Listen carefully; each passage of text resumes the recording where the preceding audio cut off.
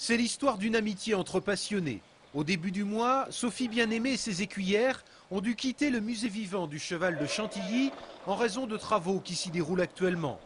Tout naturellement, elles se sont tournées vers la ville de Saumur pour les héberger durant quelques semaines.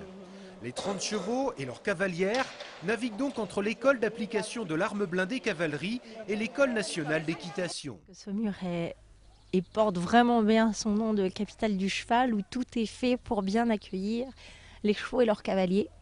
Donc ça se passe très bien, c'est très intense, on travaille beaucoup, on répète beaucoup, mais tout ça se fait dans le calme, la bonne humeur, et il y a un esprit sympathique qui fait que tout va bien quand même. La complicité aidant, l'idée d'un spectacle commun a germé.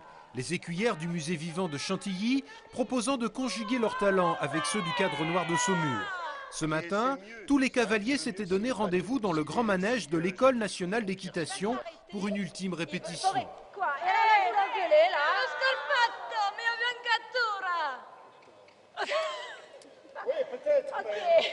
On n'est pas habitué à avoir aussi des comédiennes, à avoir des poneys, à avoir un âne dans le grand manège. Mais c'était l'occasion par contre, puisque en fait le noyau c'est toujours l'amour du cheval, le travail des chevaux, et de faire une présentation en commun.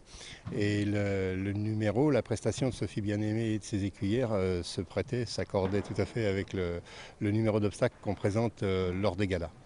Ce spectacle gratuit, précisons-le, sera présenté demain à l'École nationale d'équitation. Il sera ensuite repris les 13 et 14 mars prochains à l'École d'application de l'arme blindée cavalerie et tous les publics, grands et petits, pourront s'y retrouver.